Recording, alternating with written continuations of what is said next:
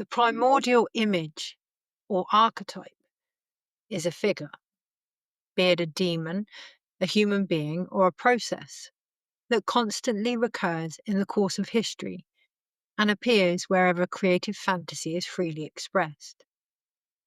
Essentially, therefore, it is a mythical figure. In each of these images, there is a little piece of human psychology and human fate, a remnant of the joys and sorrows that have been repeated countless times in our ancestral history. Carl Jung. Is there a reason behind everything? A logical explanation to pathologize our experiences? Or a remembrance? If so, what have we, in our need to understand, really forgotten? I thought it was a white bull. That's what came to my mind this morning, shuffling the tarot for the daily dose later than normal. Having cleaned and cleansed my home first, prepared the space within which I would receive any insights, not only aligning with the new moon but my own balanced self, I hadn't been surprised to select randomly from behind the High Priestess. Feeling the energy of intuition, connection, emotional awareness since waking, the archetype representing this collectively would, of course, portray these attributes and be linked to the Cancerian lunation occurring in just under an hour. But I thought behind her stood a buffalo. I assumed a white one, allowing my mind to freely reflect on my mother's funeral song from Tommy Steele, as a farewell recognition of the pride she felt for all of her children, that dared to stand out, be different, go after what they were called to do within their own communities. So unique, yet at the primordial centre, identical, connected through hardships, joys, struggles, life.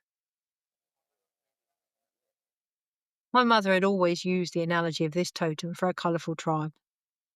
Later, down the years, remembering my own intuitive abilities, I came to acknowledge, I'm still in the process of accepting, this energy further through the wisdom of White Buffalo Calf Woman. A guide or presence within me, reflected often externally in the healings and readings I provide. However, comforting as this was, it wasn't a bull on the card, but Audhumbla, the first primordial cow that gave birth to Odin in Norse mythology. Thawing herself from the ice of a cold world, she gave existence to the vessel that would create the runes. Symbolic wisdom found only in the realms of inner sight. Tuning into this today, alongside the unknown card I held in my hands, wondering how to best take forward some of the intentions I've been made aware of in their rawest, unconceived form. The song, If the World Was Ending, in my mind, I saw how we as a family, without calling, were there for each other. A strong, united force, birthed by my own mother. Hers before that. The presence of strength and resilience of adversity that runs through our veins for the source of life offered in all we are. The dependability of ourselves, the faith and trust born from, well, living.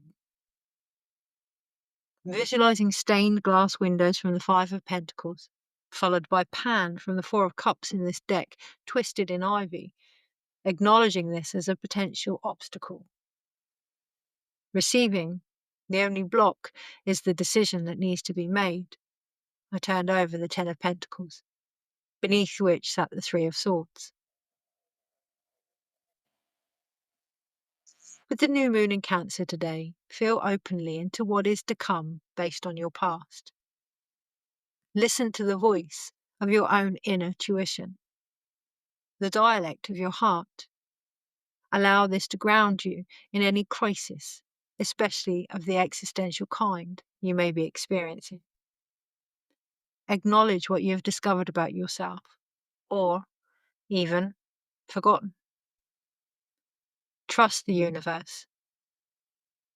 Commune with the divine, none more than your own.